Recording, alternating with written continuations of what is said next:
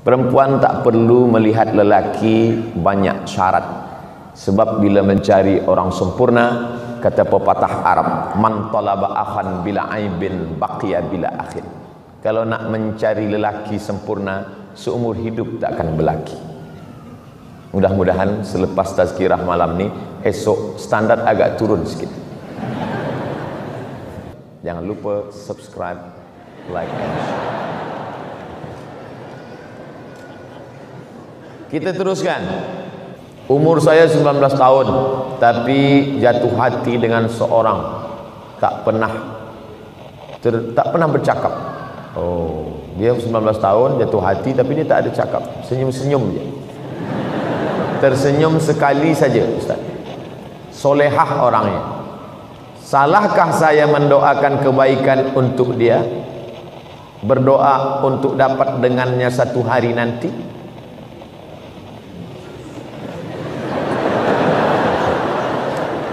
Saya khawatir awak berdoa nak ingin hidup dengan dia masa umur 19. Sementara awak masih panjang umur lagi. Sekarang nak hidup dengan dia sekarang. Lepas ni ditakdirkan Allah sekolah ke Turki. Nampaklah perempuan mata biru, hidung mancung. Doa dah tertulis ini. Akan menyesal. Jadi kita berdoa ni, ya Allah, bagi yang 19, bagi yang 20, jangan ajarkan Allah Ta'ala. Cukup saja berdoa, ya Allah, bagilah aku yang terbaik untuk agamaku dunia dan akhirat. Itu. Sebab takut nanti menyesal. Dapat yang sekarang ni nampak cantik sekarang, tapi hati berbolak-balik. Sekarang nampak hitam manis, nanti hilang manisnya tinggal hitam. Oleh sebab itu maka yang nak berdoa, doa saja, ya Allah, bagi aku jodoh yang boleh menolong aku untuk kebaikan duniaku dan akhiratku. Itu saja. Kalau memang jodoh, nanti akan dapat dia. Tapi kalau menurut Allah yang lebih baik daripada dia, kenapa kita tolak? Kadang kita ni menyangka kita lebih faham daripada Allah Ta'ala. Az-zaw al-mar'atu salihatu allati tu'inu ala imanihi. Begitu bunyi hadisnya. Al-mar'atu salihatu, perempuan yang salihah, allati tu'inu ala imanihi, yang menolong iman lelaki. Itu yang diharapkan.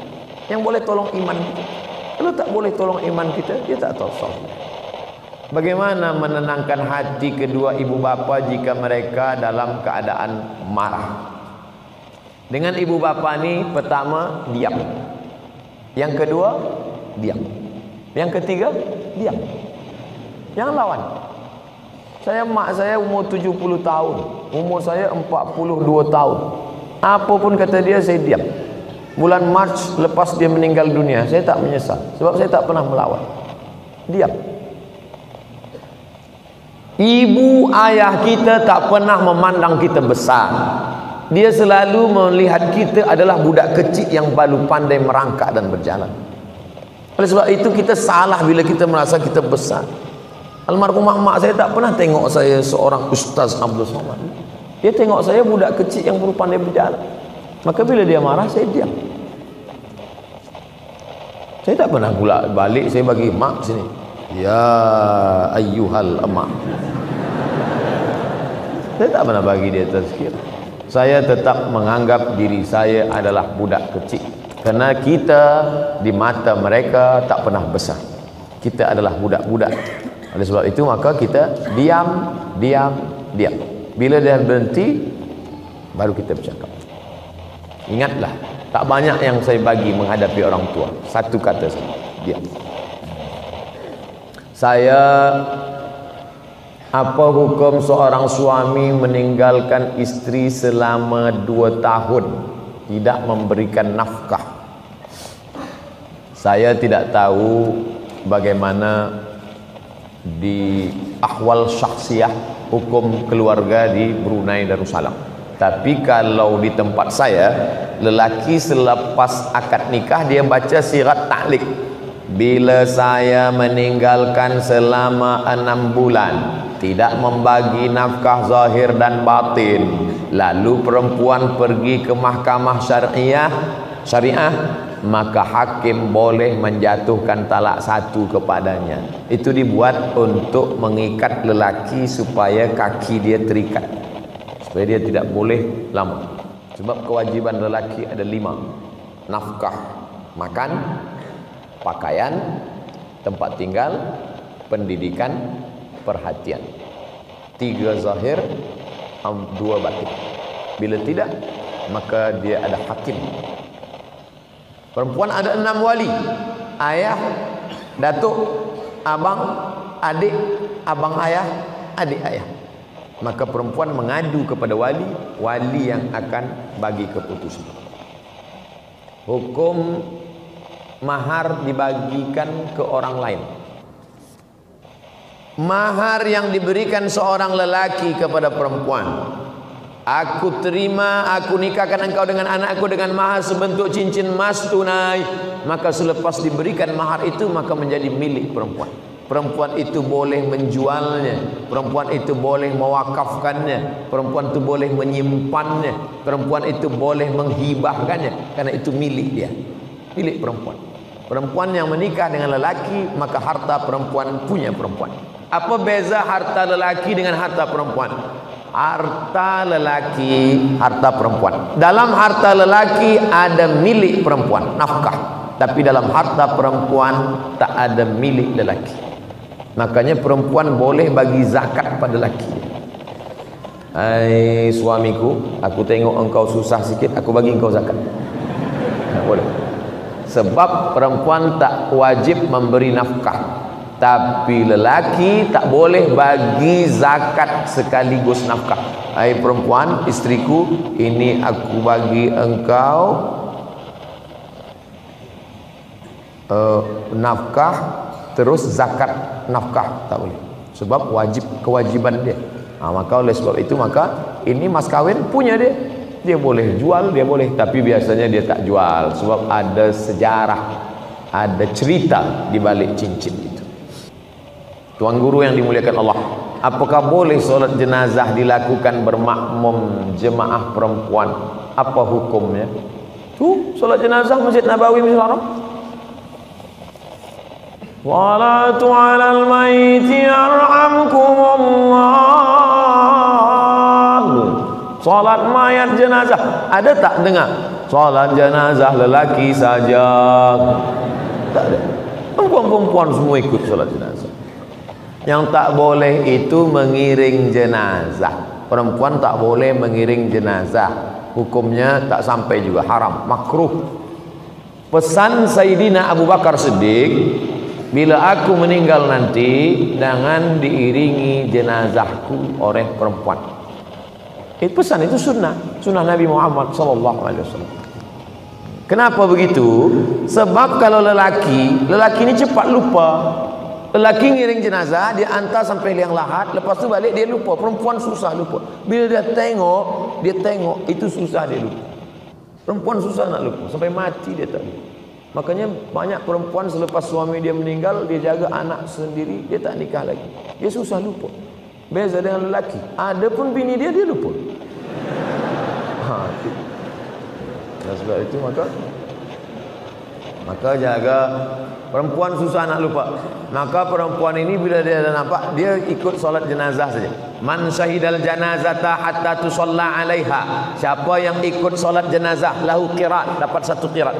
Wa man syahidal janazata hatta tudfana. Siapa yang ikut solat jenazah hingga dikebumikan, lahu qiratan, dapat 2 qirat. Wa mal qiratan ya Rasulullah? Apa 2 qirat itu ya Rasulullah? Mithlul jabalainil azimaini, seperti 2 bukit Uhud yang besar. Ini hanya bagi lelaki. Perempuan, makanya perempuan tak ada masuk ke baqi. Yang masuk ke baqi lelaki saja. Perempuan dari luar pagar. Dari luar tu pun dia menangis-nangis. Laisa minna man darabal khudud wa saqqal juyub. Siapa yang memukul-mukul pipi, menarik-narik rambut, menguyak-nguyak baju, bukan umat Muhammad SAW. Mungkin di negeri kita Melayu saya belum pernah tengok, tapi di Mesir, saya tengok berapa kali ada perempuan lah, anak dia meninggal, laki dia meninggal, pukul-pukul, ya lahwi, sampai cari-cari rambut. Sebab mereka tak kuat nak menahan. Itu maka mereka tak ikut ke pemakaman. Saya pernah ikut sekali ke pemakaman, ada perempuan, isteri dia ikut, dia nak masuk ke dalam. Abang, aku nak masuk. Yang lain tak. Sebenarnya kalaupun kita diam pun dia tak juga nak masuk. Tapi yang lain tak, jangan puan. Tapi saya diam aja. Dia kata saya, masuklah ke dalam. Takkan masuk. Mana dia nak masuk? Cuba nanti kalau ada perempuan, semua jangan tahan, diam aja, suruh dia masuk. Tak ada. Sebab banyak orang nak cari perfect, sempurna. Mana ada? Perempuan pun, lelaki pun macam tu juga. Dia selalu nak mencari sempurna. Ustaz Abdul Somad, ya, saya dulu pelajar Ustaz semasa di university. Oh, ingat Ustaz dengan saya? Rasa-rasa ingat. Mana kita ingat? Pelajar beribu-ribu, tapi nak besarkan hati dia, rasa-rasa ingat. Dulu Ustaz ada cakap masa kita belajar, perempuan itu ditengok pada 4. Tungkahul mar'atu li arba'. Perempuan dinikahi sebab ada 4 sifat. Limaliha, kerana dia kaya. Wali hasabiha, keturunan orang baik-baik. Wali jamaliha, kerana paras muka cantik. Wali diniha, kerana agamanya. Bolehkah Ustaz carikan untuk saya yang kaya, cantik, orang baik-baik, taat sembahyang, yang ada 4-4? Kata saya, kalau ada 4-4 yang tu apa saya kasih pada awak? Bukan untuk saya yang kasih yang lain juga. Maknanya apa? Kita bukan mencari kesempurnaan, tapi menutupi kekurangan. Itulah makna beza mawaddah dengan rahmah. Wa ja'ala bainakum mawaddatan wa rahmah. Dijadikan Allah dua makhluk yang berbeza itu, ada lelaki, ada perempuan, ada belia, ada gadis, ada pemuda, teruna. Dijadikan Allah makhluk yang berbeza itu menjadi satu, diikatnya dengan perekat mawaddah warahmah. Tapi bila kita buka terjemah Quran bahasa Melayu, mawaddah cinta, rahmah kasih sayang. Bila anak-anak kita bertanya, ayah, mak, apa beza mawaddah dengan rahmah? Mawaddah tu cinta, rahmah kasih sayang. Beza cinta kasih sayang macam tu lah. Mawaddah physically berlebih semuanya, lebih putih, lebih tinggi, lebih mancung, lebih cantik. Sedangkan rahmah menutupi segala kekurangan. Selepas akad nikah, maka tampaklah segala kekurangan-kekurangan. Dulu mengapa awak nikah dengan dia? Lebih putih, lebih cantik, lebih. Selepas anak satu, lebih hitam, lebih pendek, lebih. Oleh sebab itu maka rahmah. Bila malam ini kita tengok, masa tadi lalu di parking ada nampak, dari belakang nampak macam muda belia. Tengok muka, oh rupanya dah bercucu. Kenapa mereka masih boleh berjalan bersama? Mungkin mawaddah sudah tak ada lagi, tapi rahmah masih bersemayam di dalam hati. Lillahi mi'atu rahmah. Allah itu punya 100 rahmat, tapi yang 99 dia tahan. Dia turunkan satu rahmat saja. Satu rahmah itulah berebut antara al-insan wal jin wal bahaim wal hawam. Manusia, jin, binatang, maaf, hawam, serangga, semut, lipan, kala, berebut satu rahmah tadi. Oleh sebab itu tak ada gajah yang terlupa lalu terpijak anaknya, sebab ada rahmah dalam hatinya. Tak ada pula ular yang besar memakan anak, sebab ada rahmah dalam hatinya. Tapi manakala rahmah itu dicabut Allah, hilanglah dari dalam hati. Lelaki perempuan diikat Allah dengan dua, mawaddah warahmah. Wahai ayah, kata seorang perempuan dari Madian, inna khaira man istajartal qawiyul amin. Kalau engkau ingin mencari seorang lelaki untuk menjadi pekerja, syaratnya dua saja ayah. Yang pertama al-qawi, lelaki itu kuat, strong. Yang kedua amin, amanah. Satu physically, satu yang bukan fisik, satu yang zahir, yang satu batin. Kuat tangannya, kakinya, suaranya. Kalau saya suara aja, tangan kaki tak. Kalau engkau nak cari pekerja, wahai ayah, nama ayah dia Syuaib, nama kampung dia Madian. Ayah dia ni nak lama sudah ingin mencari seorang pekerja. Datanglah anak gadis dia berkata. Kata-kata anak gadis itu ditulis dalam Al-Quran, menunjukkan makna yang sangat dalam. Tadi kita sembahyang Isya 4 rakaat, 2 rakaat berbunyi, 2 rakaat tak berbunyi. Tak ada dalam Quran Isya 4 rakaat. Tapi tentang lelaki yang baik punya 2 sifat ada dalam Quran. Inna khayra man ista'jartal qawiyul amin. Lelaki yang baik itu kuat dan amanah. Makanya bila ada lelaki yang suka bodybuilding yang tegap, teruskan, elok. Tapi tutuplah aurat, tutup aurat. Tapi jaga amanah, jadilah lelaki yang qawi tapi juga amin. Sebab banyak juga bodybuilding ni qawi tapi tak amin. Di mana masjid? Sana. Nauzubillah. Oleh sebab itu dia mesti qawi dan dia amin. Si bapa ayah mula curiga. Bagaimana engkau boleh tahu lelaki ini qawiyul amin? Inna khaira man ista'jartal qawiyul amin. Bila engkau nak mencari seorang pekerja, mestilah dia punya 2 sifat. Satu qawi, satu amin. Fisiknya kuat dan dia amanah. Physically zahir, hatinya amanah. Mana lelaki itu, hai anakku? Ni dia. Lelaki itu ada di rumah ini sekarang, Musa alaihissalam. Maka Syuaib mulai rasa curiga pada anak gadis dia. Engkau dah lama ke berkawan dengan dia? Dari mana engkau tahu? Kata anak Syuaib, aku baru berjumpa dia tadi masa mengambil air di perigi. Masa tu orang ramai panjang beratur. Rupanya orang beratur ni dari dulu dah beratur. Lalu perempuan kerana lemah dia di ujung. Kami lama nak ambil air ini, tak boleh dapat. Tapi tiba-tiba saja seorang lelaki meminta kami untuk maju ke depan ambil air. Siapa dia? Musa. Mengapa dia boleh? Sebab 30 orang dari suku Madian sudah menyorong batu besar yang menutup pintu perigi. Mereka tak lalu sebab berat. Tapi manakala Musa seorang sahaja, maka terbuka pintu perigi. Penduduk kampung berkata, wahai pemuda Musa, ambillah air. Tapi Musa tak mau. Musa memanggil perempuan yang ada berudul di ujung. Apa kata Musa? Ladies first. Dia memperhatikan perempuan. Maka perempuan tadi pun mengambil air. Apa kata pepatah Melayu? Kalau tak menjulur kundur, tak pula menjulur labu. Pokok labu, pokok kundur. Kalau tak menjulur, tak keluar pucuk labu, takkan keluar pucuk kundur. Apa maknanya? Bertanam budi dulu, baru berbudi orang lain kepada kita. Bertanam budi Musa, silalah ambil air. Barulah perempuan bertanam budi, sila pula lah datang bertamu ke rumah kami. Macam mana perempuan tak terbuka hati dia kalau kita dah membuka pintu hati kebaikan?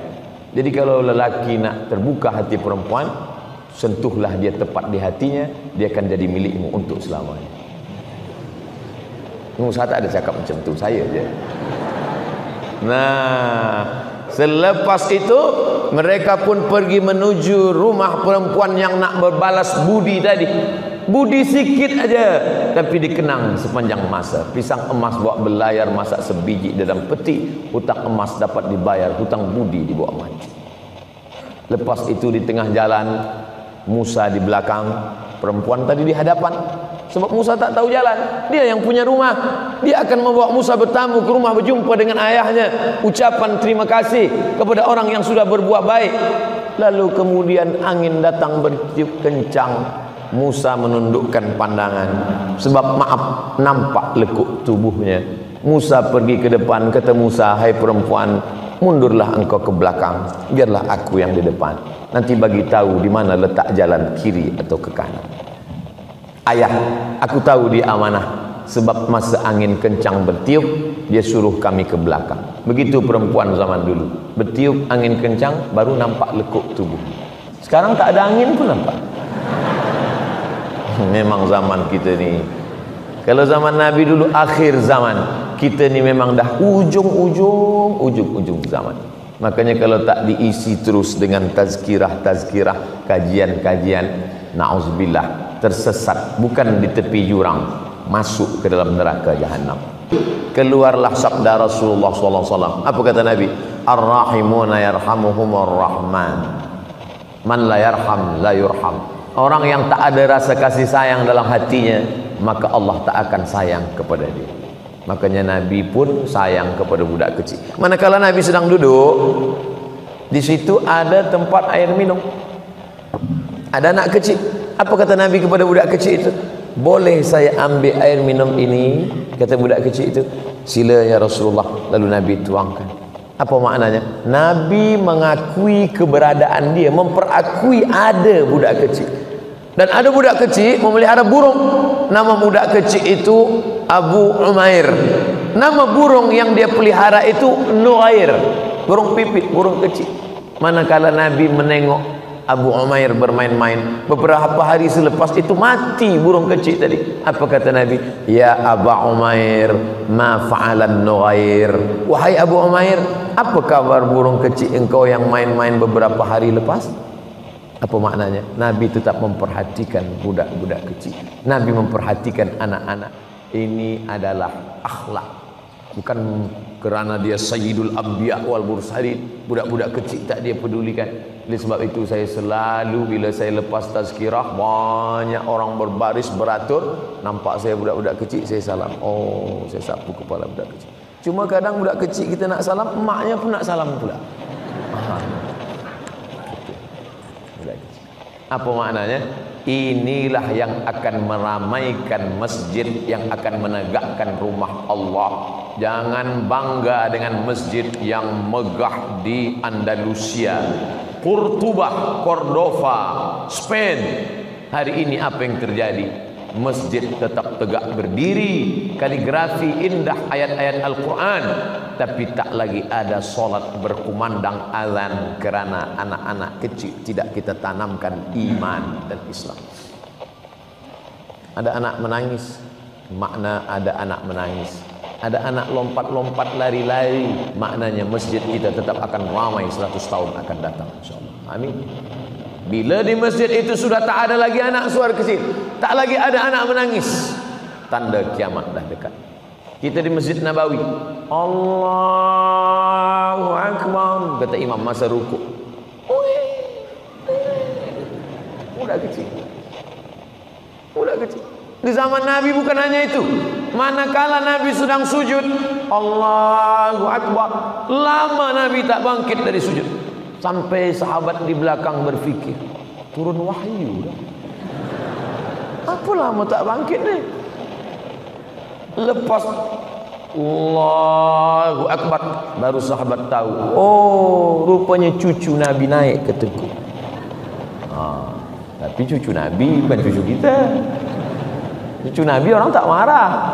Cucu kita, apa Ustaz ni bawa anak? Kalau sebab itu maknanya apa? Ada perhatian kepada anak-anak ini, karena mereka lah yang akan membimbing dunia menjadi imam di hadapan Allah, di hadapan manusia. Ayahnya Abdullah, ibunya Aminah, anaknya Amanah, cucu-cucunya Innal Hasan wal Husain sayyida syababi ahlil jannah. Sesungguhnya Sayyidina Al-Hasan dan Sayyidina Al-Husain adalah Sayyid. Sayyid artinya pemimpin. Makanya kita selalu menyebut Sayyidi Al-Habib Umar bin Hafiz yang sekarang sedang berada di Nusantara, Sayyidi Abdul Qadir Al-Jilani. Kenapa di pangkal nama itu disebut Sayyid? Tapi saya tengok di Malaysia, di Brunei tak ditulis Sayyid, tapi Syed, S-Y-A-D, Syed. Tulisan Arabnya Sayyid, Sayyidi, tuanku, Sayyidina, pemimpin kami. Kalau perempuan Sayyidati, tapi kan orang Melayu susah nak sebut Sayyidati, Siti. Siti itu daripada Sayyidati. Sayyidati Fatimah, Sayyidati Aisyah, Sayyidati Khadijah. Tapi kena orang Melayu payah Siti. Sayyidati, Sidi. Sidi laki-laki. Sidi Muhammad bin Abdullah. Di Maroko pun orang sebut Sidi, dan perempuan Siti. Dan kita buang T-nya satu jadi Siti. Siti Khadijah, Siti Aisyah adalah pengagungan kepada cucu-cucu Rasulullah sallallahu alaihi wasallam. Maka dalam Islam diajarkan keempat-empat ini, ayahnya, ibunya, anaknya, dan cucunya. Satu ustaz belum cakap lagi, apa dia? Menantu. Waktu kita tinggal 5 minit lagi, 5 menit untuk menantu. Suatu ketika Umar bin Khattab berjalan berkeliling kota Al-Madinah Al-Munawwarah suatu malam. Dia mendengar. Dia dengar seorang perempuan berkata, masukkan air susu ini ke dalam tempat bejana. Masuk, campur saja dengan air putih. Biar supaya banyak, esok kita boleh jual. Dia boleh banyak, esok kita jual di kota Madinah.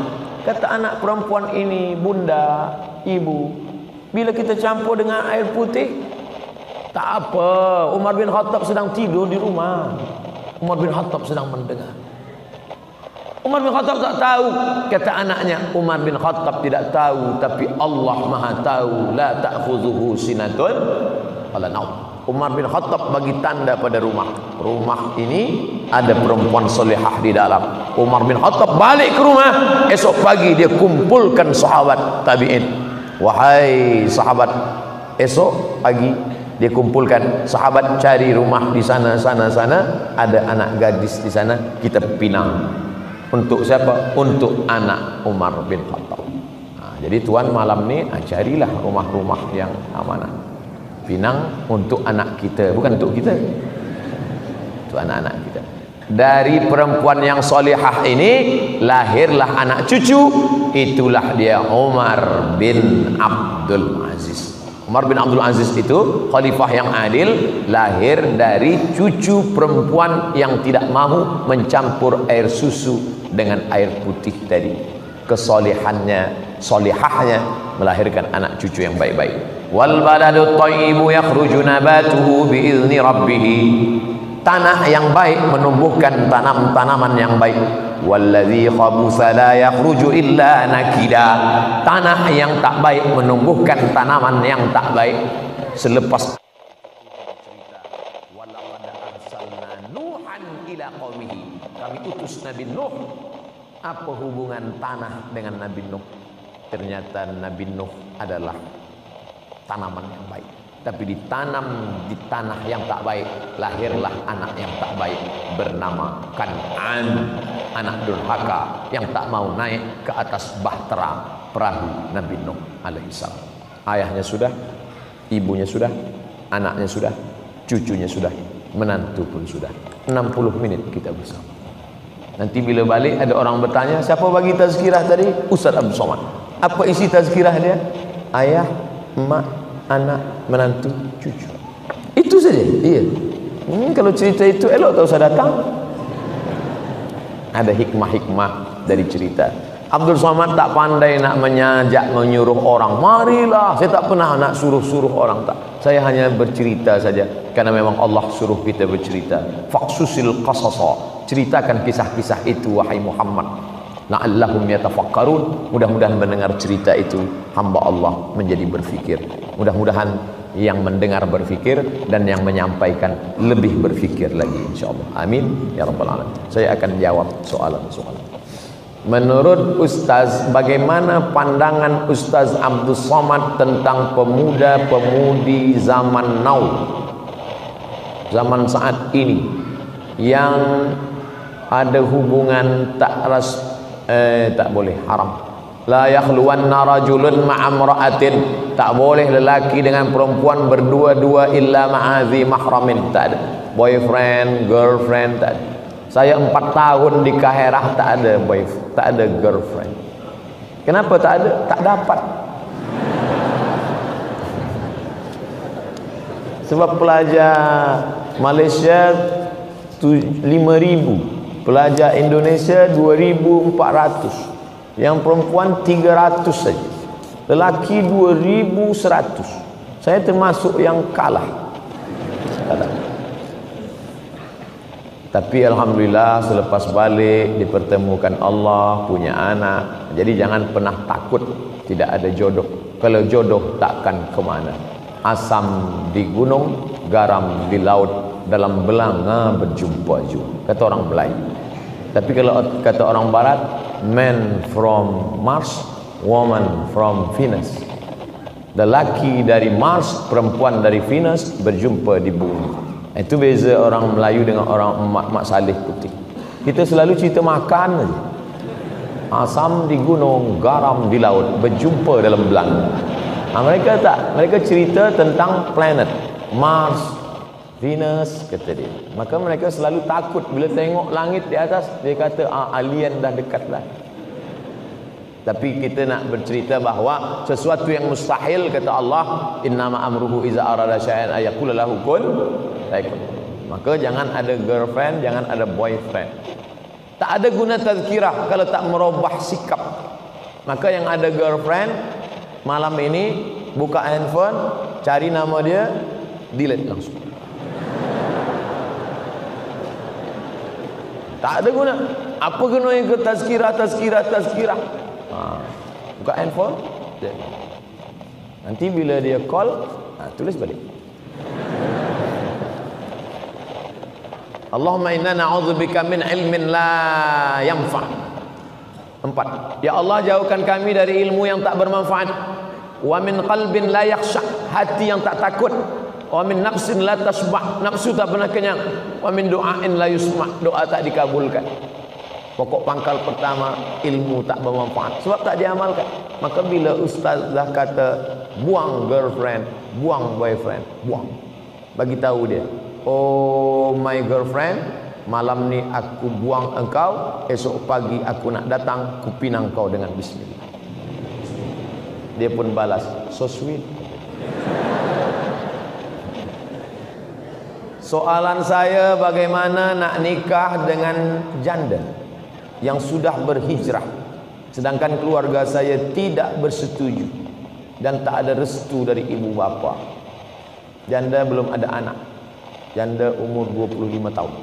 Saya nak beristrikan dia tapi dihalang oleh keluarga, dan saya disuruh nikah dengan kawan lama saya. Datanglah seorang sahabat Nabi menikah. Kata Nabi, awak dah menikah? Ya Rasulullah. Dengan gadis apa dengan janda? Saya nikah dengan janda. Hala bikran, kenapa tak nikah dengan gadis? Nabi pun kesal dia nikah dengan janda. Kenapa awak tak nikah dengan gadis? Tula'ibuha wa tula'ibuka, engkau boleh bercengkrama, kenapa nikah dengan janda? Kata dia, ya Rasulullah, mak saya dah mati, meninggal, adik-adik saya banyak. Kalau saya nikah dengan gadis belia, nanti dia berkelahi dengan adik-adik saya. Tapi bila saya nikah dengan janda, nanti adik-adik saya boleh dia jaga. Jadi bila ada sebab, boleh nikah dengan janda. Untuk yang pertama ni, first time, okey lah. Nanti kedua, baru cari gadis.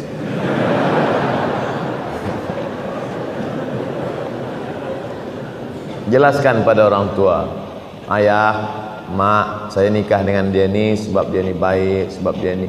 Tapi kita tak boleh bagi tazkirah pada orang tua kita. Cakap kita mereka tak dengar. Cari orang lain yang boleh memahamkan dia.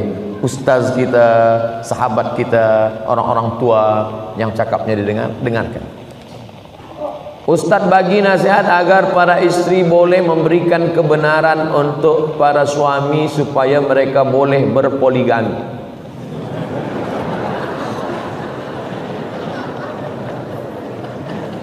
Fankihu ma taba lakum minan nisa, nikahilah perempuan yang baik-baik. Masna 2, wa sulasa 3, wa ruba' 4. Tak ada Allah suruh 1. Masna 2, sulasa 3, wa ruba' 4. Tapi ayat itu belum titik, belum wakaf, baca ujung. Fa in khiftum alla ta'dilu, kalau kamu takut tak adil, fawahidah, 1 saja. Jadi lelaki-lelaki yang banyak itu takut dia tak adil. Awak kenapa 1? Saya takut tak adil. Sebenarnya dia bukan takut tak adil, takut pada bini. Jadi Islam ini menghormati manusia sesuai fitrahnya. Bila dia mampu adil, dia mampu secara ekonomik, dia mampu zahir dan batin, maka dia dibenarkan. Tapi bila dia tak mampu, fawahidah, satu saja cukup. Oleh sebab itu, maka saya tak berani juga nak bagi motivasi. Nanti perempuan ni mengamuk pada saya. Saya hanya bagi sebutkan ayat-ayat, dalil-dalil hadis. Nanti tuan balik ke rumah bagi tahu dengan puan, engkau maukah aku tunjukkan amal yang menghantarkan ke surga? Apa tu?